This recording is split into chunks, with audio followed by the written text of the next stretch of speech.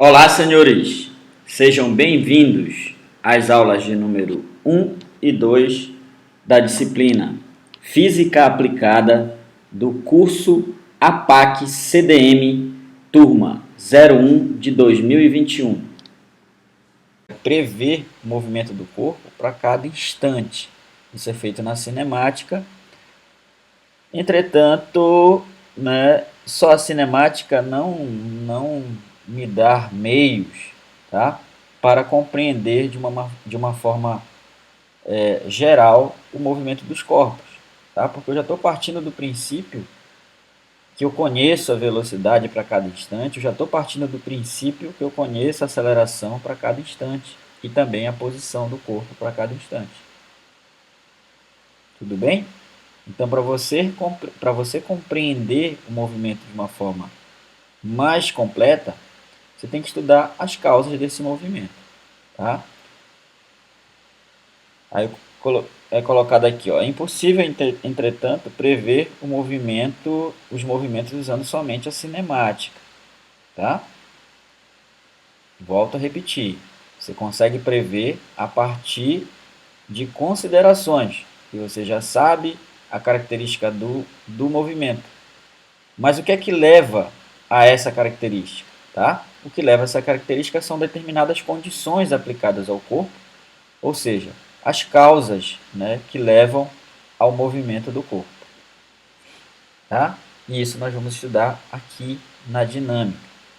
Então, para compreender o movimento de maneira completa, é preciso que nós façamos um estudo das causas desse movimento, tá? Ou seja, estudamos que nós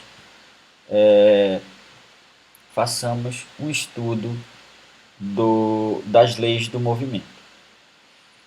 Bem, falei muito em causas do movimento. Essas causas do movimento são as forças, tá? Forças são as causas das modificações no movimento.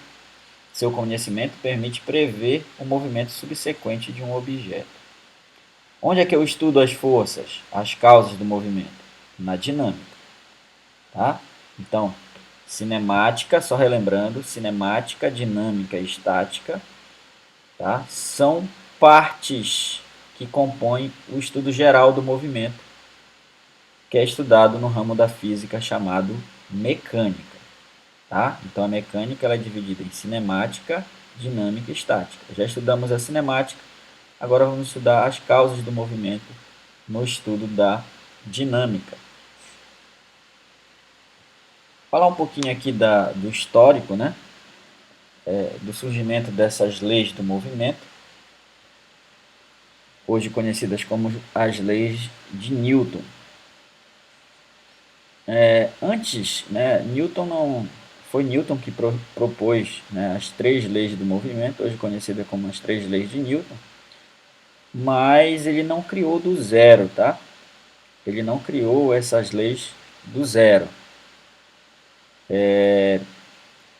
Ele se baseou em obras, né, de físicos, grandes físicos que antecederam Newton, né?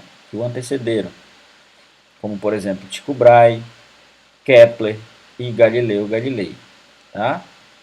Tycho Brahe e Kepler, principalmente no movimento dos astros, tá? Porque também Newton ele propôs a lei da gravitação universal, que não vai ser, nós vamos até fazer referência em alguns exemplos, mas não vai ser o objeto de estudo desse curso, tá?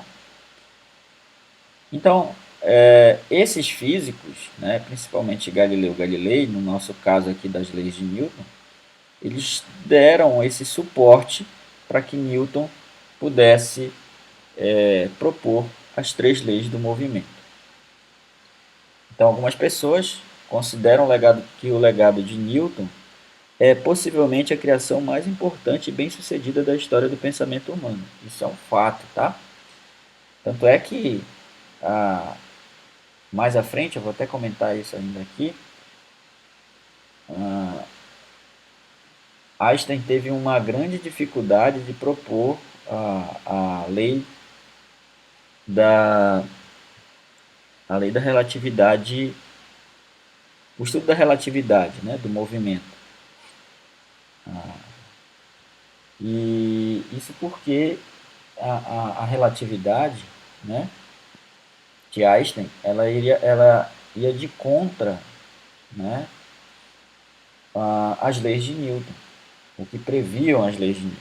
Então, ele teve muita dificuldade no meio científico, exatamente porque Newton era as leis de Newton, né, elas estavam bastante firmadas no meio científico, tá? Tinham comprovações e estavam bastante e muito experimentadas, digamos assim, né? E nunca falhou. Aí vem alguém e propõe uma teoria que se sobreponha às leis de Newton, né? A teoria da mecânica clássica. Então foi algo inovador, tá? Mas eu vou falar um pouco mais à frente que ainda assim as leis de Newton elas têm uma importância gigantesca, né? Por isso que o legado de Newton é considerado um dos legados mais importantes da história do pensamento humano. Newton apresentou essas leis, tá? Numa obra chamada Princípios Matemáticos da Filosofia Natural. Então, nessa obra, ele apresentou as leis do movimento, tá? Com uma fundamentação matemática, né? Então, ele já apresentou essas leis do movimento fundamentada no cálculo. Também Newton, ele, ele é considerado um dos pais, um dos criadores do cálculo, né? Exatamente porque ele precisava, a utilização do cálculo para Newton foi uma necessidade, não simplesmente um estudo matemático, mas uma necessidade para aplicar a física. Tá? Essa obra foi publicada em 1687, tá? Quando ele se refugiou na fazenda da família dele, né? Fugindo da peste negra no período de 1665 a 66. Então, nesse período, ele produziu esse material e esse material foi publicado depois, em 1687. Então, hoje em dia, são conhecidas como as leis de Newton e foram baseadas em cuidadosas observações dos movimentos. Essas leis permitem uma descrição e previsão extremamente precisa do movimento de todos os corpos, simples ou complexos. Existem dois limites, né, das leis de Newton. Esses limites são o estudo de corpos muito pequenos e o estudo de corpos viajando em velocidades muito grandes, próximas à da luz. Tá? O estudo de corpos muito pequenos, hoje na física moderna, é feito na física quântica. A interação entre corpos muito pequenos, tá? A nível molecular, atômico, é estudado na física quântica. E o movimento de corpos com velocidade muito grande, né? Velocidades muito elevadas, é estudado na relatividade restrita, proposta por Einstein, que eu comentei ainda há pouco. Então, as leis de Newton elas são casos, né? As leis de Newton são casos particulares dessas duas teorias maiores, que é a física quântica e a teoria da relatividade. Tá? É até estranho você pensar em casos particulares, né? Como caso particular da teoria, porque na verdade as leis de Newton elas se aplicam a praticamente tudo que nós vivenciamos no dia a dia, tá? Tudo que nós vivenciamos no dia a dia. Por quê? Será que você observa no dia a dia a interação entre corpos minúsculos, né? Você consegue observar a interação entre átomos, moléculas? Não, você não consegue no dia a dia, você não experimenta, né, fenômenos da física quântica. Você não experimenta no dia a dia fenômenos da relatividade restrita, ou seja, você não vê no dia a dia corpos viajando na velocidade próxima à velocidade da luz, tá? Então, apesar de teoricamente você considerar que as leis de Newton são casos particulares dessas outras teorias, né, mais modernas, são o caso particular, né? É um grande caso particular, vamos dizer assim, tá? Porque as leis de Newton se aplicam no nosso dia a dia, em tudo que nós observamos no dia a dia, as interações entre os corpos que nós observamos no dia a dia, tá? Essas leis, eu posso dizer que são leis maiores, né? Leis mais amplas. Elas abordam pontos em que a lei de Newton ela é limitada, ela não consegue explicar. As leis de Newton não são válidas para corpos muito pequenos, a interação de corpos muito pequenos. Tá? Por exemplo, não explica como o elétron gira em torno do núcleo do átomo. Se fosse só a lei de Newton, só as leis de Newton, esse elétron ele iria colidir ele ia girar em torno do núcleo e com o passar do tempo esse raio ia diminuindo até ele colidir com o núcleo do átomo, tá? E a matéria iria colapsar, tá? E não é isso que a gente observa no mundo real.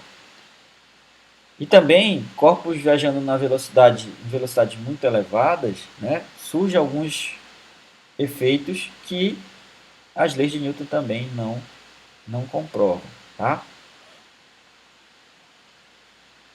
A dilatação, por exemplo, do espaço-tempo, as leis de Newton não conseguem comprovar, isso vai ser comprovado só com a relatividade restrita, tá?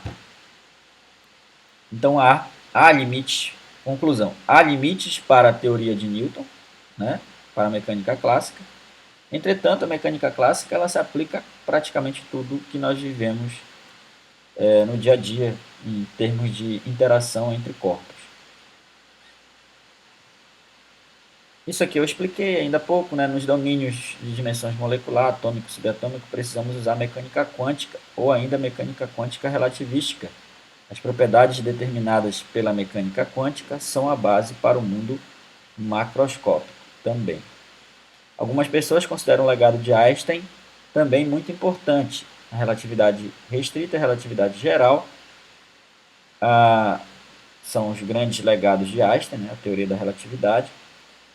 A equivalência entre massa e energia aparece mesmo se as velocidades não são tão altas. Bem, isso é só para dar uma introdução, tá? Na verdade, para localizar você dentro desse estudo, né, da mecânica, tá? Nós vamos estudar aqui a mecânica de Newton, tá? A mecânica de Newton, mas existem teorias maiores, tá? Volto a repetir. Entretanto, essa mecânica de Newton se aplica a tudo que nós vivenciamos no dia a dia, né, no mundo macroscópico. E para o curso dos senhores, é o que importa, né? É o que importa na formação dos senhores, é o estudo da mecânica. A mecânica newtoniana ela explica muito bem o funcionamento de motores, tá? A mecânica newtoniana ela funciona muito bem, ela explica muito bem o funcionamento de bombas, tá? Então não tem por que nós, né, se nos aprofundarmos em outra teoria mais complexa. A mecânica newtoniana ela explica tudo e é esse o objetivo do nosso curso, né? Bem, vamos falar um pouco mais de força. Já foi definido que força é a que provoca a variação no movimento do corpo, tá? Força é o que provoca a variação no movimento do corpo. Mas além de provocar a variação no movimento do corpo, a força também provoca a deformação, tá? E existe uma classificação da força. Então, o conceito leigo de força é é um conceito primário, intuitivo. Por exemplo, é preciso fazer força para deformar uma mola, empurrar um carrinho, entre outros. Em física, pode-se definir como força um agente capaz de alterar o estado de movimento retilíneo uniforme de um corpo. Tá? Nós vamos falar mais disso aqui na primeira lei de Newton. Ou de produzir deformações em um corpo elástico. Em muitos casos, uma força faz as duas coisas ao mesmo tempo. Ela deforma, mas também provoca uma variação no estado de movimento retilíneo uniforme do corpo. As forças podem, de maneira geral, ser classificadas em dois grupos: forças de ação à distância e forças de contato. Tá? Forças de contato são mais comuns no nosso dia a dia. Né? Para você fazer um corpo entrar em movimento, é preciso ter o contato entre desse corpo com outro corpo. Por exemplo, numa cadeira entrar em movimento, alguém tem que empurrar ou puxar ela, ou seja, entrar em contato com ela. Tá? Para você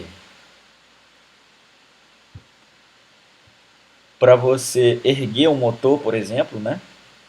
Você precisa de um sistema de roldanas, um pequeno guindaste para erguer esse motor, para fazer um reparo, por exemplo, né? Você precisa tirar ele do navio para fazer um reparo, vamos usar um guindaste. Então é preciso ter cordas, né? ou cabos, ou corrente para fazer esse serviço. Ou seja, tem que ter um contato, né? Tem que existir um contato, uma força de tração ali que vai puxar esse objeto. Então, esses exemplos que eu dei são exemplos de forças de contato. Mas existem na natureza também forças de interação à distância, ou seja, que não é preciso contato, também são chamadas de forças de campo, como, por exemplo, a força gravitacional, a força elétrica e a força magnética. A força elétrica nós vamos estudar na física, na física aplicada 2, tá? Ainda nesse curso. E a força gravitacional nós vamos estudar aqui nesse curso, né? Nós vamos falar da força peso. Essa força peso também existe uma pequena diferença entre força peso e força gravitacional, mas nós podemos considerar como sinônimos, tá?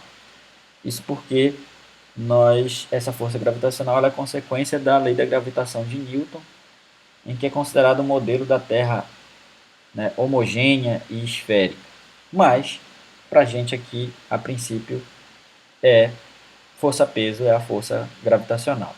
Tá? Então, essa força gravitacional, ou força-peso, ela não precisa de contato, né? Ela é uma força de interação à distância. Você pega um objeto, se você soltar, ele cai. Aí você diz assim, mas por que ele cai? Porque tem alguma força puxando ele, mas eu não estou vendo nenhuma força em contato com ele. Essa força é a força de atração gravitacional que a Terra exerce sobre esse objeto que você soltou. Tá?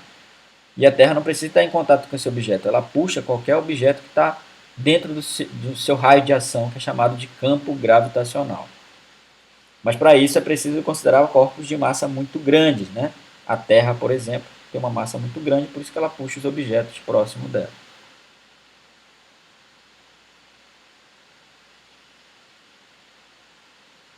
Muito bem. Aqui um resumo sobre as forças na natureza: força gravitacional, força eletromagnética, né, que é a força elétrica e magnética, que é estudada numa teoria só hoje. Tá?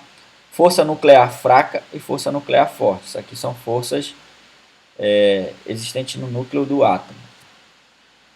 Então, nosso estudo aqui vai se limitar ao estudo da força gravitacional e a força eletromagnética, que isso vai ser visto na física aplicada 2. Como medir a força, né? Para medir a força, nós vamos... eu preciso quantificar essa força. Como é que eu sei se ela é maior ou menor? Eu sei o que é força, eu sei que ela provoca variação do movimento, né? ela pode provocar variação do movimento, ou seja, ela pode provocar o movimento, né, variação de posição, mas eu tenho que ter uma forma de medir essa força, né? Definir um valor para essa força, para poder comparar as forças que atuam nos corpos. E para medir essa força, nós vamos usar a outra característica dela, né? Força provoca variação na posição, ou provoca movimento, mas também provoca deformação. É usando essa outra característica da força que nós vamos poder medir a força. Então, através da deformação dos corpos elásticos, é que nós vamos poder medir a força. Tá? Aí você pergunta como, professor? Nós vamos medir a força pelo fato de que quanto maior a força, isso é fato real, né, concreto, é o que se experimenta, a experiência nos mostra isso. Quanto maior a força, maior vai ser a deformação num corpo elástico. Você pega uma mola, se você aplica uma força de, vou dar valores aqui, né, de 10 newtons, você vai ter uma deformação. Você vai conseguir ela esticar até um certo ponto. Para você esticar mais essa mola, você tem que aumentar essa força. Passa para 20 newtons, aí você consegue esticar ela ainda mais. Tá? Ou seja, a deformação de um corpo é proporcional à força aplicada a ele. Com isso eu posso medir, né? Eu posso medir a força. Porque eu graduo uma mola, por exemplo, né? Eu graduo essa mola para medir a deformação que ela vai sofrer. E medindo a deformação, você pode atribuir a força, a intensidade da força. Quanto maior essa deformação, maior vai ser a força. É o que acontece naquelas balanças simples, né? Acho que todo mundo já viu. Eu, quando era mais novo, né? Eu percebia tive o contato com essas balanças para quando eu ia comprar peixe, direto lá do pescador. Certo? Eu sou daqui do interior do Pará, sou do Marajó, da ilha de Marajó, então quando eu ia comprar peixe, né, direto do pescador, ele tinha aquela balança simples de mão, né? E eu percebia que lá dentro tinha uma mola desse tipo aqui. E quanto maior o peixe, vamos supor, né, no meu exemplo, quanto maior o peixe, mais deformava essa mola e maior era a massa marcada para o peixe, que a gente chama popularmente de peso, né? O peso do peixe. Então, esse exemplo mais simples de balança, né? Essa balança de mão, ela é chamada de dinamômetro. Dinamômetro é o, é o aparelho que se baseia nesse princípio da deformação dos corpos elásticos, tá? Então, essa balança de mão é chamada de dinamômetro. É usado para quê? Para medir força, tá?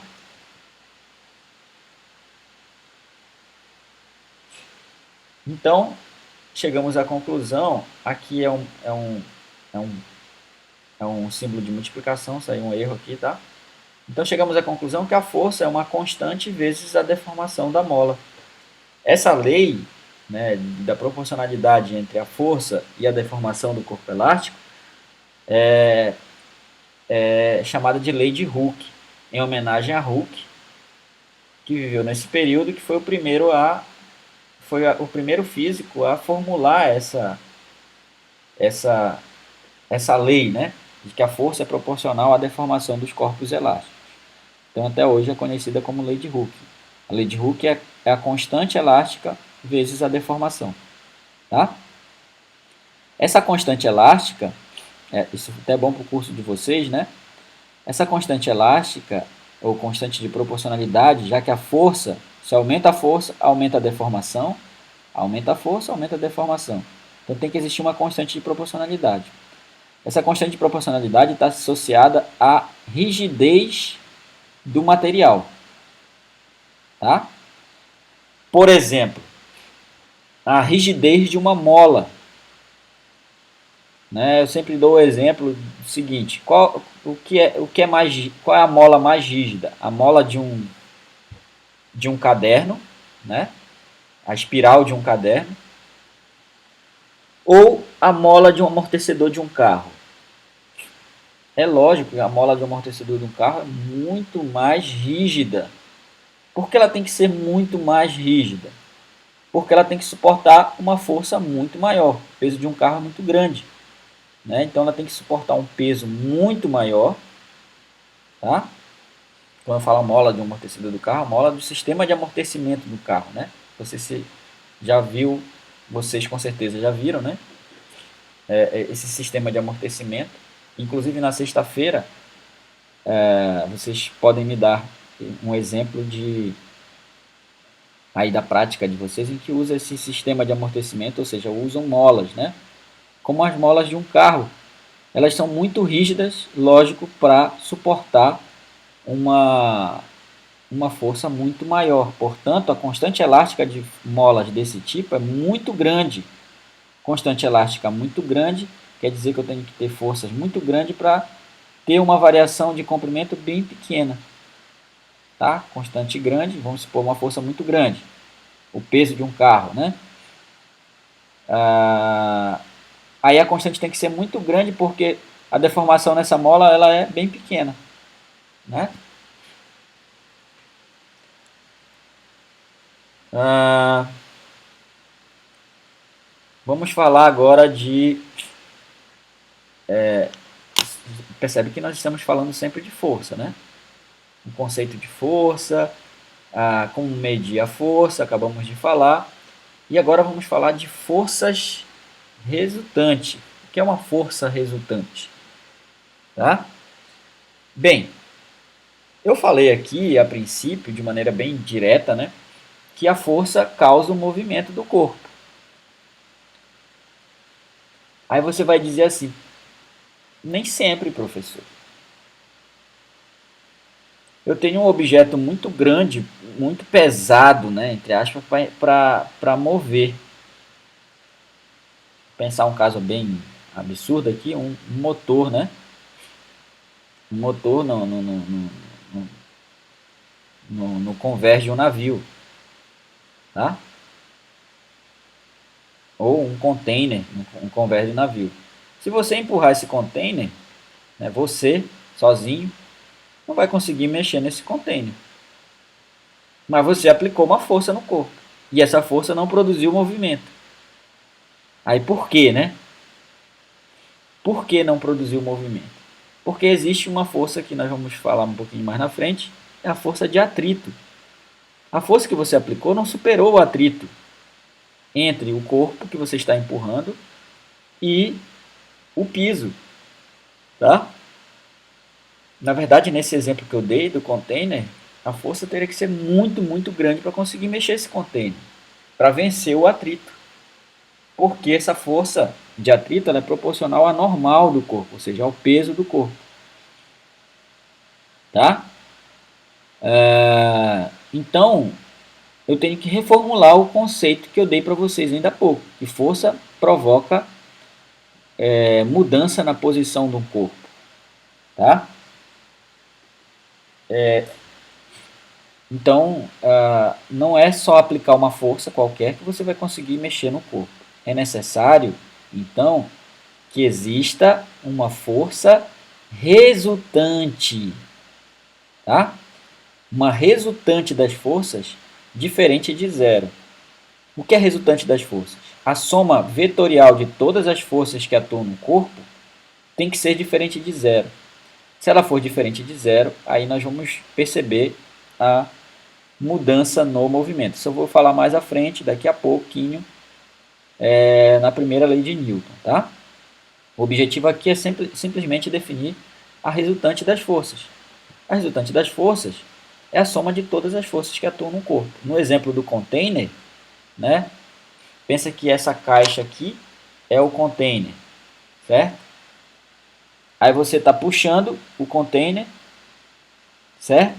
Existe o peso do container e existe também uma força de reação normal, porque esse plano aqui está apoiando o container, né? Ele sustenta o container. Então existe uma força do piso no container. de tal maneira que o peso e a normal eles se anulam, ou seja, não tem movimento na vertical. Aqui também no exemplo do container que eu dei, né, eu teria, se fosse só a força que você está puxando, você ia conseguir mexer, que é só ela que está puxando, mas existe uma força de atrito, tá? E quando você puxa o container, ou empurra o container, a força de atrito se opõe à força que você aplica. E ela vai ser sempre igual, se não tem movimento, ela vai ser sempre igual à força que é aplicada no corpo. Ou seja, qual seria a resultante das forças aqui? Né? A força resultante aqui é nula, é zero. Tá? A força resultante aqui é nula, é zero. Então, como a resultante das forças é zero, o corpo não se mexe. Supondo que isso aqui é o container. Né? Tudo bem? Volto a repetir. Força resultante, tá? É a soma de todas as forças que atuam no corpo. E nós vamos trabalhar sempre com a força resultante. Né? A maioria das vezes, quando aplicar, por exemplo, a segunda lei de Newton, nós vamos ter que aplicar o valor da força resultante. Ou seja, quando você aplica o valor da força resultante, você está substituindo várias forças por uma única força que representa todas elas. Então, aqui nesse esquema, por exemplo, quais são as forças que estão atuando nessa pessoa? Né? A resistência do ar, a força normal de apoio, a força peso. Tá? Então, a resultante de todas as forças aqui, tá? De todas essas forças, produz a resultante delas, né, seria uma única força que provoca o movimento desse corpo. Tá? Então, força resultante é a soma vetorial de todas as forças que atuam no corpo. E ela sozinha representa todas essas forças. Ok? Então, a partir de agora, nós vamos falar em força resultante, até para explicar melhor as leis que virão mais à frente. Tá? Como a lei de Newton, a primeira e segunda lei de Newton. Tá? Então, força resultante, que fique claro, né? Força resultante é a força, uma única força que representa todas as forças ou melhor dizendo, né, uma palavra melhor que cabe para esse contexto, é a força que resume todas as outras, né? Nós vamos resumir todas as forças que estão sendo aplicadas no corpo numa única força que representa essas mesmas forças, ou seja, que causa o mesmo efeito, o mesmo movimento, que é a força resultante. Um outro detalhe aqui é que na dinâmica nós sempre criamos o que é chamado de diagrama de corpo livre. Por que fazer o diagrama de corpo livre? Porque eu preciso, para resolver os problemas de dinâmica, usando, por exemplo, a segunda lei de Newton, eu preciso saber qual a força resultante, né? E quais as forças que vão provocar aqui o movimento. Então, preciso criar esse diagrama de forças, ou seja, eu isolo o corpo e analiso todas as forças, igual como foi feito aqui, todas as forças que estão atuando nesse corpo. Na figura, né, sem essa inserção da força de atrito, ele estava desprezando a força de atrito. Então, esse corpo iria entrar em movimento. Né? Mas eu tomei esse corpo como o nosso exemplo do container. Então, lá tem atrito, o corpo não sai do repouso, não se movimenta. Então, o que é criar um diagrama de corpo livre? É você representar o corpo, isolar ele do sistema, né, e analisar todas as forças que estão atuando nele para poder resolver os problemas do movimento propostos a ele. Né? Primeira lei de Newton. Só lembrando, né, nós fizemos um apanhado geral aí, inicialmente, né, nesse estudo da dinâmica. Falei muito de força, né? É lógico que eu tinha que falar muito de força, porque a força As forças são as causas do movimento. Então, tinha que fazer essa introdução aí sobre forças, né? Também uma contextualização, situar, né, você com relação a esse estudo da dinâmica em relação a todo o estudo da física, tá? E agora, depois disso, nós estamos preparados para falar das leis de Newton. Tudo bem? Vamos tratar das leis de Newton a partir de agora. E vamos iniciar pela primeira lei do movimento, que é conhecida como a primeira lei de Newton. Essa lei, né, nós já até comentamos antes, né, de maneira bem superficial, mas ela prevê o seguinte.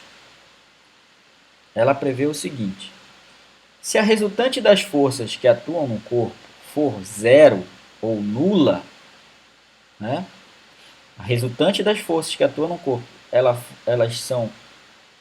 essa resultante é nula, tá?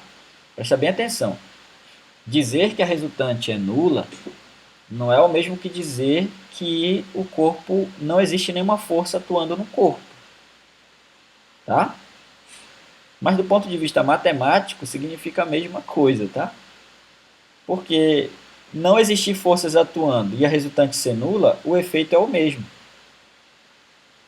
O efeito é o mesmo.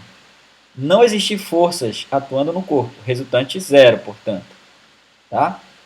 E dizer que a resultante das forças que atuam no corpo é nula, dá no mesmo, porque se a resultante das forças é nula, o corpo permanece no seu estado de movimento retilíneo e uniforme ou em repouso. Tem duas opções se a resultante é nula. O corpo continua em repouso ou ele continua o seu movimento retilíneo e uniforme. Tá? Então, se um corpo está em repouso e a resultante das forças que atuam sobre ele é zero, ele continua em repouso. Exemplo do container que eu dei. Tá? Container em repouso no convés de um navio, ele vai continuar em repouso, não tem jeito. Tá? Aí você diz, professor, mas eu apliquei uma força, mas o atrito se opôs a essa força e a resultante continua nula. E o corpo não entra em movimento. Tá? Então, se a resultante é nula e o corpo está em repouso, ele vai continuar em repouso. Agora, se o corpo está em movimento retilíneo e uniforme, tá?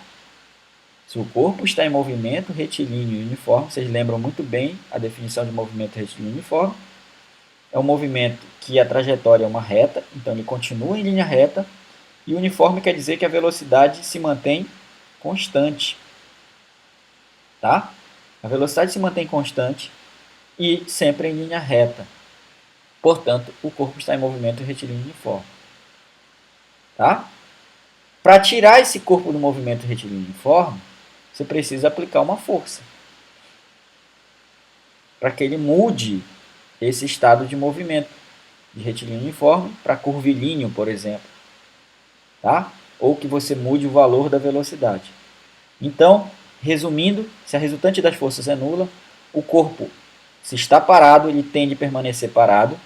Se ele está em movimento retilíneo uniforme, ele tende a permanecer em movimento retilíneo e uniforme.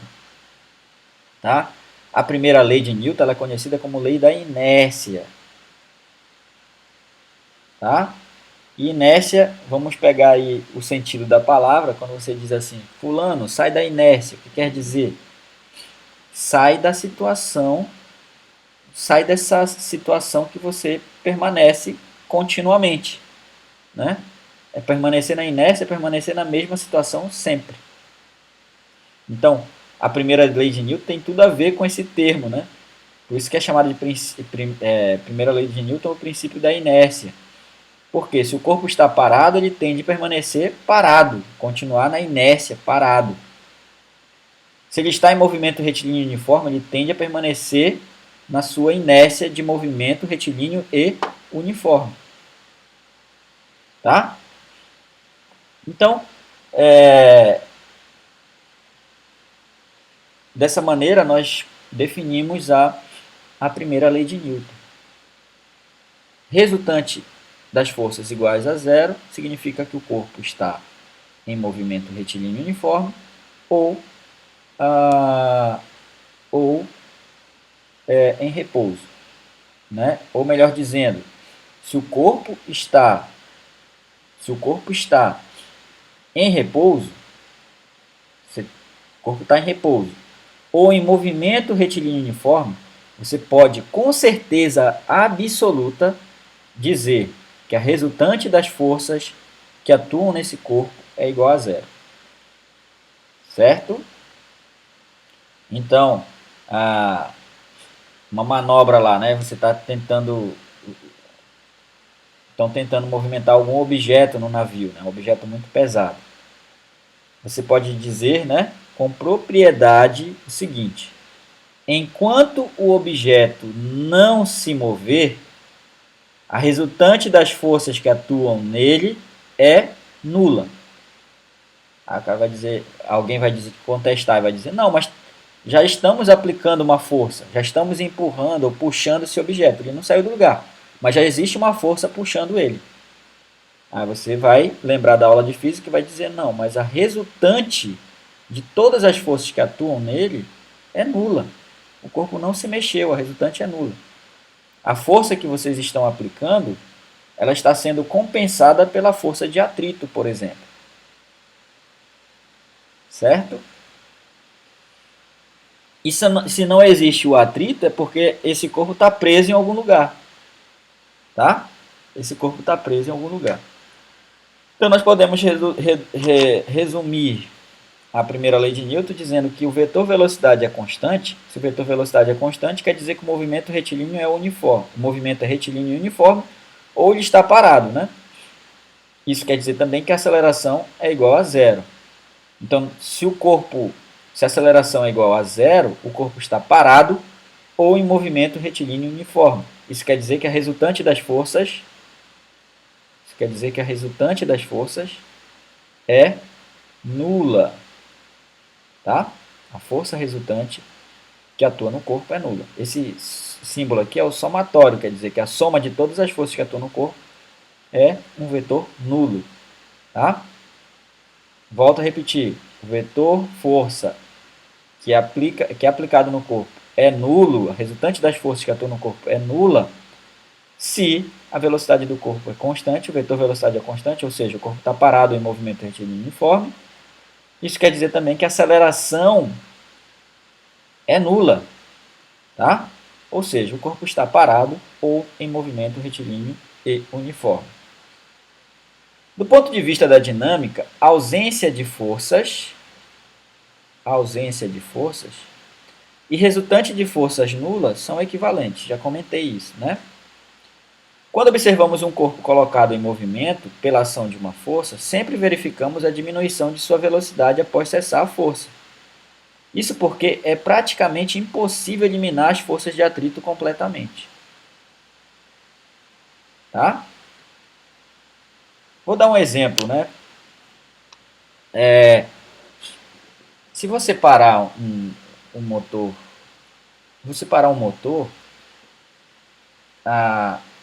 o eixo dele não para de girar instantaneamente, tá?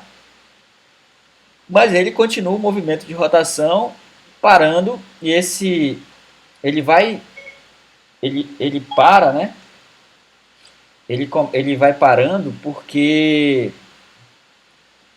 existem forças de atrito, né, que provocam a redução desse movimento.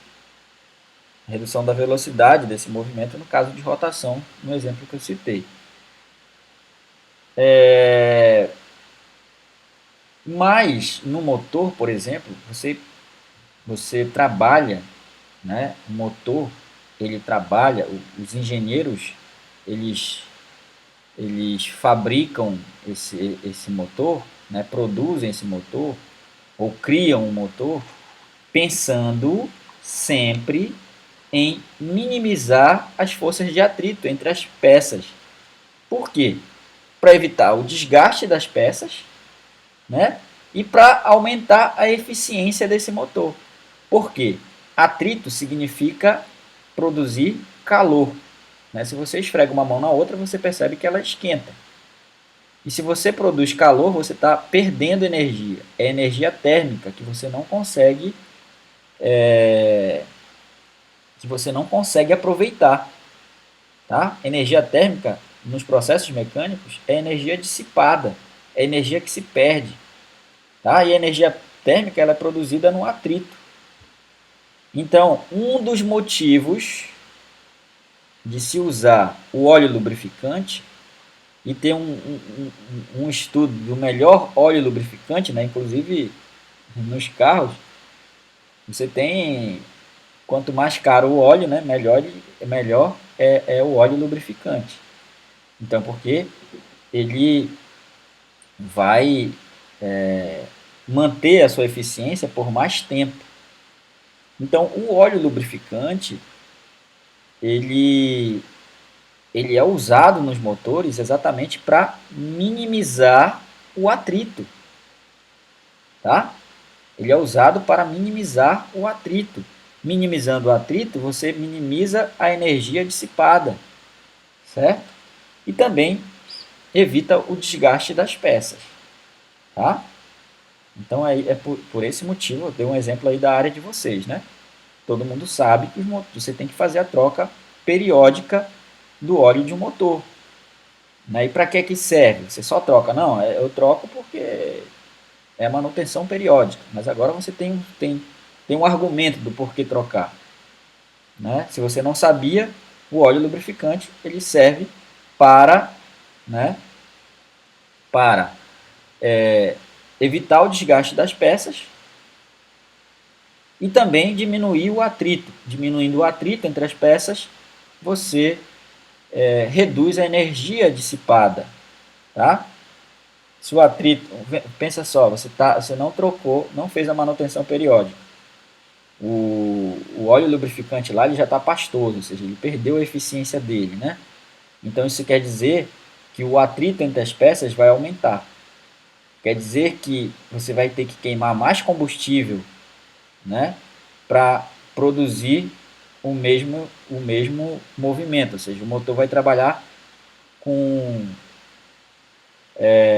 um atrito maior, ou seja, vai trabalhar de maneira forçada, né? Então a energia dissipada vai ser muito maior, certo? Você vai ter maior queima de combustível, você você vai ter um desgaste maior do motor. Então tem muita gente que acha assim, eu não vou trocar não vou deixar esse óleo aí, eu vou só completar o óleo e pensa que está fazendo um bom negócio, né? Uma boa economia. Mas na verdade isso vai implicar em um gasto maior de combustível, portanto vai gastar mais, né?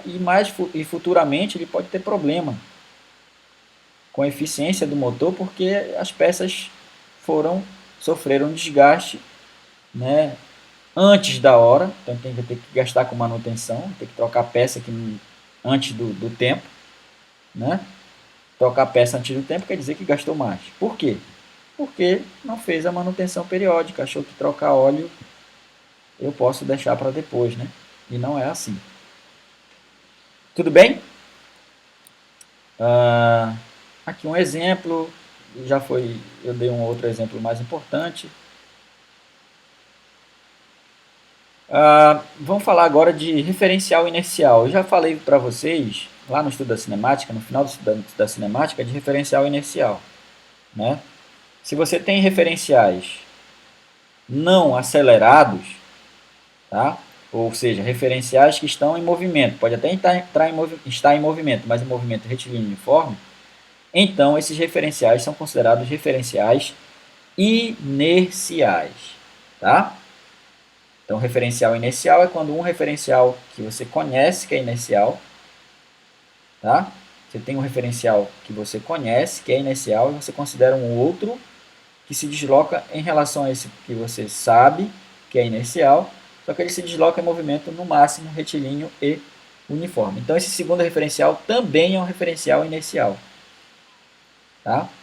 E, portanto, as leis de Newton são válidas para ele. Tá? As leis de Newton elas são válidas para referenciais inerciais. A primeira lei de Newton ela pode ser considerada também como uma definição de referencial inercial. A Terra, um ponto fixo na Terra, na marca, ele não pode ser considerado um referencial inercial. Por quê? Porque a Terra está girando. Então, esse ponto fixo na superfície da Terra gira junto com a Terra. Tá? E um movimento circular, qualquer que seja o movimento circular, por mais que a velocidade escalar seja constante, eu falei isso também na cinemática, ele tem uma aceleração, chamada de aceleração centrípeta. Então, se ele tem uma aceleração, ele não pode, ele é um referencial acelerado, portanto, não pode ser considerado um referencial inercial. Tá? Entretanto, está escrito aqui, ó, entretanto, quando os efeitos de rotação da Terra em torno de seu eixo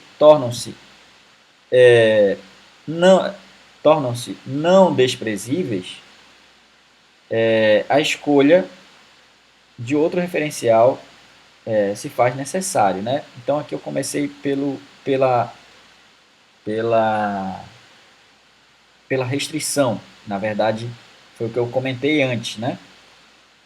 A Terra está girando, então um ponto na superfície da Terra não pode ser considerado um referencial inercial, porque tem um movimento de rotação, qualquer corpo em movimento de rotação não é um referencial inercial.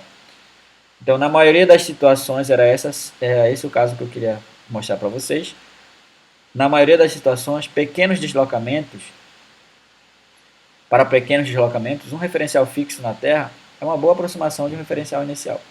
Só para pequenos deslocamentos. Vou dar um exemplo. Uma navegação costeira, né, entre dois portos que estão bem próximos, pode ser o ponto de partida ou ponto de chegada pode ser considerado referencial inicial para a trajetória do navio, para o movimento do navio. Entretanto, para navegações grandes, né, de cabotagem, entre portos bem distantes ou navegações de longo curso, você não pode considerar que um ponto fixo na Terra, um dos portos, por exemplo, de partida e de chegada, é o nosso referencial para a análise do movimento, da dinâmica desse movimento. Por quê? Esses pontos não são referenciais iniciais porque estão na superfície da Terra e para longas distâncias, um ponto na superfície da Terra não pode ser considerado um referencial inercial. Tá? Um bom referencial inercial é um ponto fora da Terra, né? As estrelas fixas, bem distantes. Tá? A melhor escolha de um referencial inercial. Inclusive, a história da navegação, né, diz que a navegação antigamente, né, antes de toda essa tecnologia, ela era feita através dos astros, chamada de navegação astronômica. Então você tomava como referência os astros, um referencial fixo fora da Terra, ou seja, um bom referencial inercial para o movimento do corpo, no caso, o navio. E a navegação astronômica ainda é estudada, né, nos cursos, qualquer curso de formação de oficiais de náutica tem que ter o curso de navegação astronômica. Aqui um exemplo de referencial inercial, do porquê a Terra, né, não pode ser considerado um referencial inercial. Eu acho que eu já dei o exemplo, esse exemplo do navio, ele basta, tá? Mas esse caso aqui é só para você ter uma noção de que as leis de Newton não serão válidas se o referencial não é inercial. Que foi que nós vimos nas leis de Newton, na primeira lei de Newton. Se a resultante das forças é nula, o corpo realiza um movimento retilíneo e uniforme. Tá? Resultante das forças nula, o corpo realiza um movimento retilíneo e uniforme. Ou, o melhor é o inverso, né? Se o movimento é retilíneo uniforme, a resultante é nula. Então imagina, né, que essa figura aqui é a Terra e que eu consigo lançar um disco do polo norte para o polo sul. E vamos supor que essa Terra é perfeitamente lisa, tá? Como se fosse uma pista de patinação de gelo. Aí eu jogo esse disco aqui, que vem do polo norte para o polo sul, sem atrito. Sem atrito. Se é sem atrito, até a superfície da Terra que passa embaixo do disco, ela desliza, né? O disco desliza sobre a Terra e essa superfície que desliza embaixo do disco não muda a trajetória do disco, porque não tem atrito. O que eu quero dizer, o disco vem aqui para o polo sul e a Terra está girando de oeste para leste, né? Está girando. Então, nesse giro, ela não puxa o disco para leste, por exemplo, né? Com a força de atrito, porque não existe atrito. Então, o disco, se eu jogo ali do polo norte para o polo sul, né, um referencial fixo fora da Terra, nós, por exemplo, aqui vendo de fora, né, supondo que isso aqui é a Terra, vai ver o disco sair em linha reta do polo norte para o polo sul. Ou seja, para a gente, referencial inicial que está fora da Terra, olhando esse disco sair do polo norte para o polo sul, né, a gente conclui que ele vem em linha reta, portanto a resultante das forças é nula. O que é coerente porque eu admiti que não existe nenhuma força. Inclusive desprezei a força de atrito entre o disco e a superfície da Terra. Tá? Pessoal, isso é só um exemplo hipotético. Tá? Não existe a Terra lisa desse jeito, é lógico. Né? É só um exemplo hipotético. Agora imagina só que eu pego um outro referencial, não a gente que está fora da Terra vendo o disco ir do norte para o sul em linha reta. Que, portanto, para a gente, referencial inicial, esse disco realiza um movimento retilíneo uniforme e, portanto, a resultante das forças é nula, como foi considerado. A resultante das forças nesse exemplo é nula, isso é um fato, não muda. Tá? Isso é um fato. A resultante é nula e está coerente com a nossa observação de movimento retilíneo e uniforme. Agora, se você colocar um ponto fixo, tá? Um ponto fixo aqui na superfície da Terra, esse ponto fixo ele vai girar com a Terra. Então imagina você parado aqui com o pé preso na Terra. A Terra está girando e o disco foi jogado do norte para o sul. A Terra está girando, vai girando, girando, girando e o disco continua indo do norte para o sul. Você tem a impressão que o disco está se afastando de você, né? Porque você, na verdade, você que está se afastando do disco. Então você tem a impressão que o disco está se afastando de você. Mas na verdade é você que está girando com a Terra e está se afastando do disco. Isso acontece nos portos, né? Acho que vocês já passaram por isso. Você está vendo o navio saindo do porto. Você fixar o olho no porto, né? O seu olhar no porto. Você tem a impressão que é o porto que está se movendo, mas não é o porto que está se movendo, é você que está se afastando do porto, que é o navio foi o navio que desatracou. Então, o que acontece? Com essa impressão, na verdade, o que você percebe é que o disco está se afastando para oeste de você. Né? Você é o referencial fixo seguro na Terra. Como a Terra está girando, você tem a impressão que o disco está se afastando para oeste. Então você vai ver o movimento do disco dessa maneira, um movimento curvilíneo. Tá? Você fixo na Terra. O que viola a primeira lei de Newton. A primeira lei de Newton diz que a resultante das forças é nula, então o movimento é retilíneo e uniforme. E a resultante das forças aqui é nula. Então o movimento do disco que essa pessoa teria que ver seria um movimento retilíneo uniforme. E ele não vê o movimento retilíneo uniforme, ele vê um movimento curvilíneo. Porque o disco se afasta, ele vai de norte para sul, né? Norte para sul, ok? Mas também ele se afasta para oeste. Então ele realiza um movimento curvilíneo para esse referencial fixo na Terra. O que contradiz a primeira lei de Newton. Aí você vai dizer, a primeira lei de Newton é errada? Não.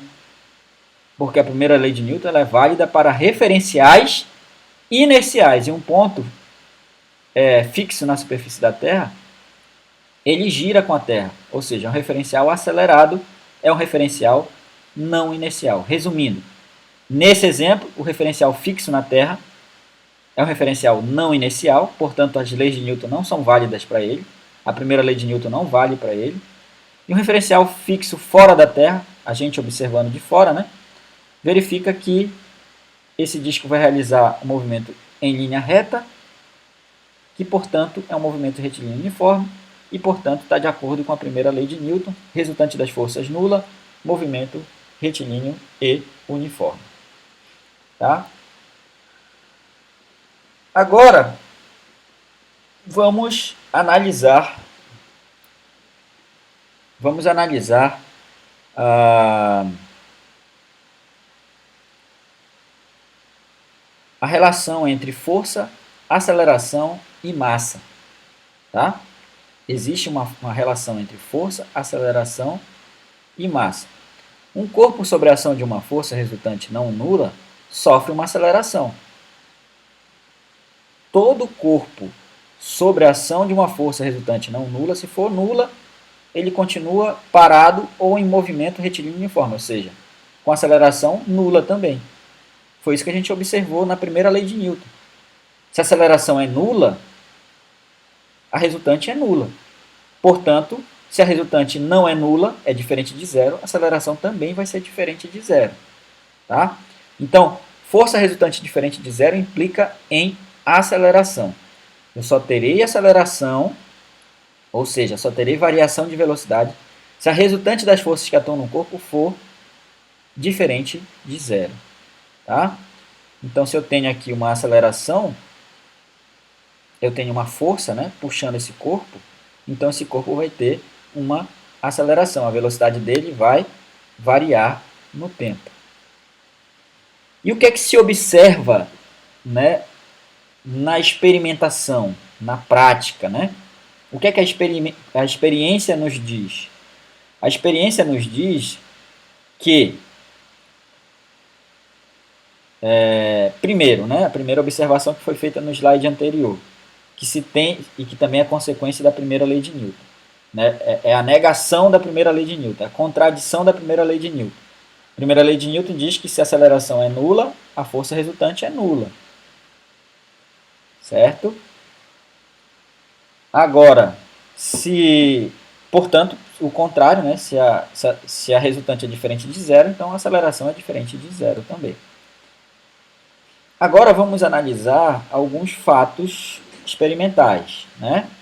Alguns resultados da prática. Se você mantém a força constante, a força está constante, certo? Força constante. Aqui marcando 2 newtons, por exemplo. Um outro detalhe, né, que vai ser explicado aqui, mas eu já estou falando em força. E toda grandeza tem uma unidade. E a unidade de força no Sistema Internacional de Unidades é Newton, tá?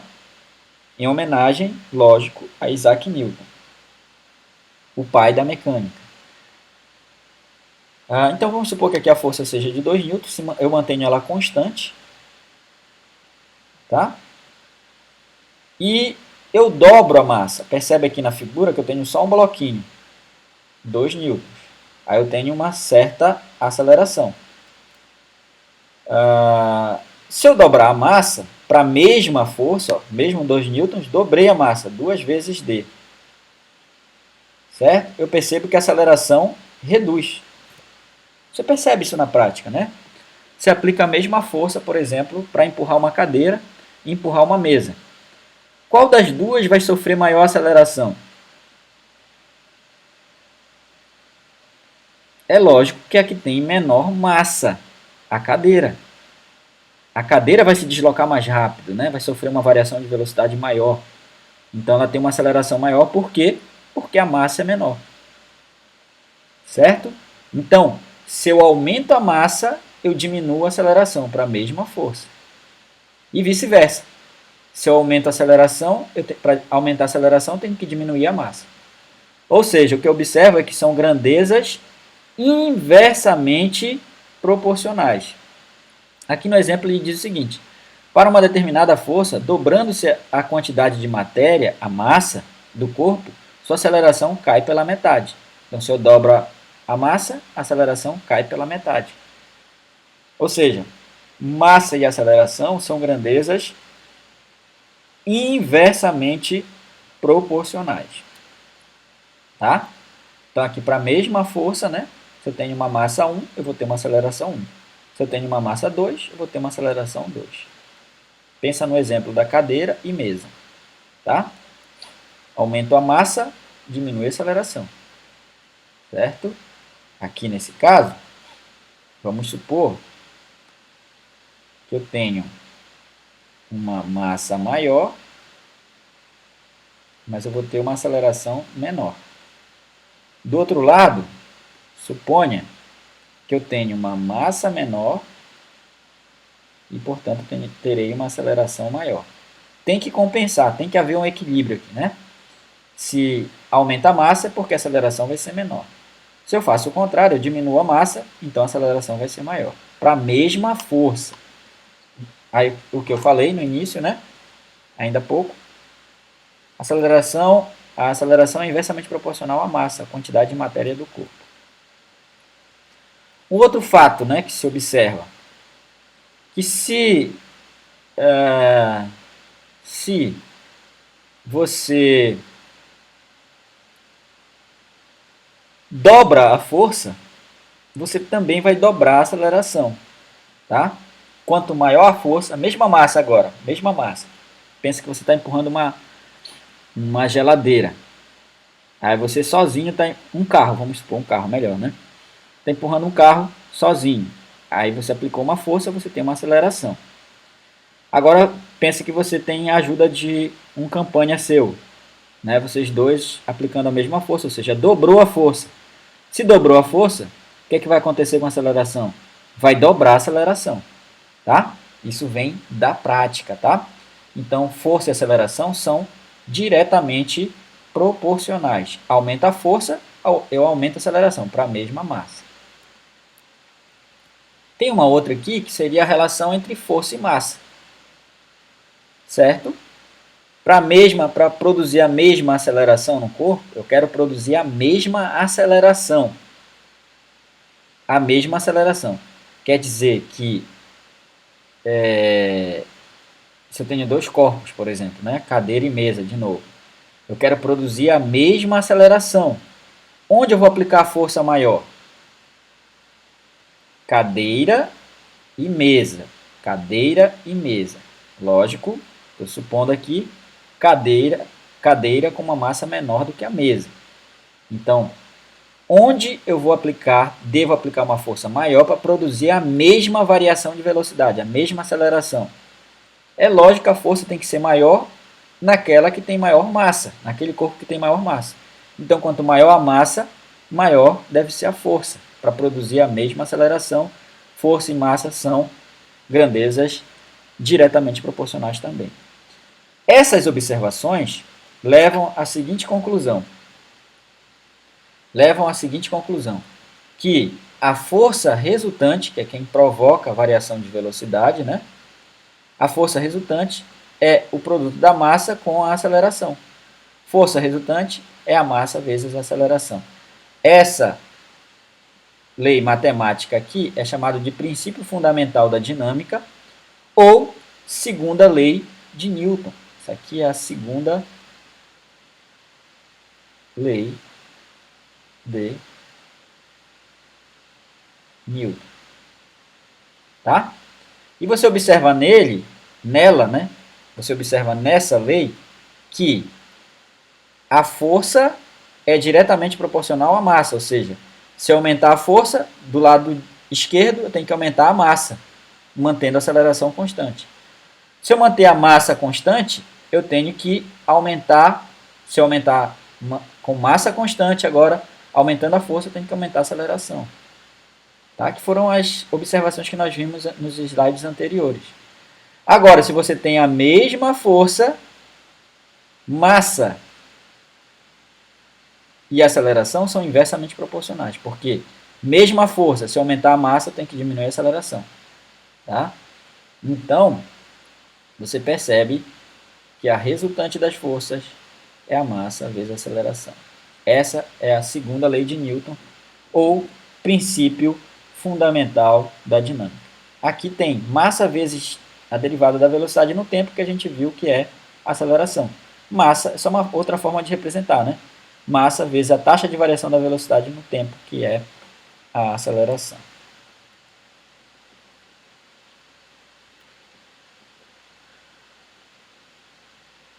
No estudo do movimento em mais de uma dimensão, 2, 3 dimensões, você pode separar, né? Você tem, por exemplo, força resultante, vou colocar desse lado aqui, força resultante, vetor força resultante, é a massa vezes a aceleração, vetor aceleração. Tá? Essa é a segunda lei de Newton, por exemplo, para o espaço. Eu estou com movimento no espaço. Tá? Movimento 3D. É lógico que essa força e essa aceleração, já que o movimento é no espaço, esses vetores têm três componentes. O que é interessante é que, de acordo com essa lei, você vai obter, né, já que o movimento é 3D, você vai obter três fórmulas, ou melhor dizendo, três fórmulas da lei de Newton, uma para cada direção, Eu terei que a força resultante na direção x é a massa vezes a componente x da aceleração. A resultante das forças na direção y é a massa vezes a componente y da aceleração. E a resultante das forças na direção z é a massa vezes a componente da aceleração na direção z. Tá? Ou seja, essa expressão da segunda lei de Newton para o movimento em três dimensões equivale a três fórmulas da lei de Newton em cada uma das direções. É equivalente. Seriam as componentes, né? Quem é esse FRX? É a componente x da força resultante. Quem é o FRY? É a componente x, y da força resultante. E o FRZ é a componente z da força resultante. Tá? Componente z da força resultante. A segunda lei de Newton e referencial inercial. Se os referenciais são inerciais, né, esse referencial aqui, vamos supor que o carro esteja se deslocando com velocidade constante, esse é o nosso referencial inercial. Né? Pequenos deslocamentos na superfície da Terra, eu posso considerar ele como referencial inercial. Esse outro corpo aqui, essa pessoa que está jogando o objeto para cima, né, ela vê o objeto subir e descer. Para ela, as trajetórias são diferentes, né? Sobe e desce, então para ele a trajetória é uma reta. Para esse aqui de fora, a trajetória é uma curva, porque ao mesmo tempo que o objeto sobe, ele vai para frente, já que o carro tem velocidade. Entretanto, se essa velocidade for constante, esse rapazinho que está dentro do carro também é um referencial inercial, porque a velocidade é constante, então é um referencial não acelerado em relação ao referencial inercial conhecido, então ele também é um referencial inercial. Portanto, a segunda lei de Newton também é válida para ele. Tá? A segunda lei de Newton também é válida para ele, porque a aceleração vai ser a mesma. Qual é a aceleração aqui desse objeto? É a aceleração da gravidade. Então ele vê o objeto subir e descer sobre a mesma aceleração g da gravidade. Tá? Tanto esse que está fora quanto o que está em movimento dentro do carro. Porque são referenciais inerciais, já que ele realiza um movimento com velocidade constante. Unidade de massa, né? A unidade de massa é o quilograma. Tá? E a unidade de força é o Newton. O que é o Newton? Foi deixado para explicar aqui, exatamente porque dependia da segunda lei de Newton. Força resultante, a massa vezes a aceleração. Né? Como é que eu trabalho a unidade da força, portanto? A unidade da força vai ser a unidade da massa. Unidade de massa no Sistema Internacional de Unidades é quilograma, vezes a unidade de aceleração, que é o metro por segundo ao quadrado. Então, quilograma vezes metros por segundo ao quadrado, em homenagem a Isaac Newton, foi definido como Newton. Quilograma vezes metro por segundo ao quadrado é o Newton, em homenagem a Isaac Newton.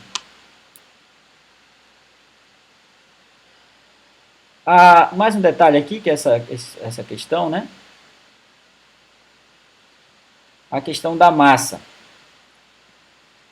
Se você perceber, a massa é um conceito muito primário, mas esses conceitos primários, né, primitivos, que é mais, assim, do ponto de vista de definição, eles são mais difíceis de definir. O que é massa? Eu tenho falado aqui em quantidade de matéria. Quantidade de matéria é massa, né? Mas existe uma lei ou uma fórmula que eu posso definir massa? Existe. A segunda lei de Newton. Força resultante é massa vezes aceleração. Então eu consigo medir a força e consigo medir a aceleração. Medindo a força e a aceleração, eu posso definir quem? A massa. Então a massa seria uma constante de proporcionalidade entre força e aceleração. Tá? Eu não posso simplesmente dizer, uma força de 10 newtons vai produzir uma aceleração na faixa de uma aceleração grande ou uma aceleração pequena. Por quê? Eu tenho que primeiro descobrir quem é a massa do corpo. Essa força resultante eu vou aplicar a uma cadeia, uma mesa. Então a aceleração não vai ser tão grande. Uma força de 1 newton, por exemplo, não vai produzir uma aceleração muito grande. Uma força resultante de 1 newton não vai produzir uma aceleração muito grande em uma mesa, porque a massa é considerável. Agora, uma força resultante de 1 newton aplicada à massa de um elétron produz uma aceleração gigantesca, porque a massa é muito pequena. Então, a massa faz o meio de campo aqui entre força e aceleração. Tá? Ela funciona como uma constante de proporcionalidade entre a força resultante e a aceleração. Tudo bem? Mais um detalhe. Os instrumentos para medir massa. E mais uma observação aqui antes é que nós usamos comumente, né, no dia a dia, a palavra peso para nos referirmos à massa. Então você vai na balança medir o seu peso, entre aspas. Aí você lá pega lá, meu peso é de 80 quilogramas, certo? Você diz, o meu peso é de 80 quilogramas. Fisicamente, né, esse termo não está correto, porque 80 quilogramas, quilograma é a unidade de massa. Então, o que você mediu na balança, né, que você mediu na balança foi a massa de 80 quilogramas. Peso para a gente, aqui, vai ser a massa vezes a aceleração da gravidade, que eu vou comentar mais à frente. Tá? Que é a força-peso, que puxa um objeto para baixo. Então, a gravidade, se você considerar aqui aproximadamente 10, o peso dessa pessoa aí vai ser de 800 newtons. Peso é força. Tá? Peso é força. E a força é medida em newtons e massa em quilograma. Então, só fazendo essa correção. Né? Eu também falo no dia a dia o peso, né? O peso de uma certa pessoa de tantos quilogramas. Mas eu tenho consciência que é a massa que está que eu tô me referindo à massa dessa pessoa. Bem, para medir a massa, a balança, né, a balança que leva em consideração a deformação de um corpo, ela não é muito precisa. Por que ela não é precisa? Ou seja, a balança que usa um dinamômetro, por que ela não é precisa? Porque ela depende da força gravitacional que puxa o objeto. Tá? Então, se você mede o peso de um objeto na Terra com o dinamômetro, quando você for medir na Lua, por exemplo, esse mesmo peso, ele vai dar diferente, porque a força gravitacional na Lua é diferente da força gravitacional na Terra, certo? Ou seja, lá na Lua ele seria mais leve, teoricamente, né? Ele seria mais leve porque a força gravitacional seria menor. Então o dinamômetro não é muito indicado para fazer esse tipo de medida. É claro que isso daí é só uma extrapolação, né? Na Terra, você usa o dinamômetro, a força gravitacional é a mesma. Apesar de que tem algumas variações, tá? Devido ao efeito da rotação da Terra e ela não ser uma esfera perfeita também. Mas a balança padrão é a balança de prata, porque ela faz a comparação, né, entre massas. Massas que você conhece, ou seja, você tem valores de massas conhecidas, você tem 1 kg, por exemplo, aí você quer medir, do outro lado coloca um objeto, né, e mede, atingiu o equilíbrio, então tem 1 kg. Então esse mesmo valor vai ser obtido tanto aqui na Terra ou na Lua, como ele coloca aqui, tá? O mesmo valor. A balança de prata ela é mais precisa, porque ela não depende da força gravitacional, ela depende do equilíbrio entre os corpos. Então você compara, né, a massa de objeto que você conhece com outro que você desconhece. Bem, vamos ficar por aqui. Na próxima aula vamos dar sequência analisando algumas forças especiais. Eu agradeço pela atenção e até a próxima aula.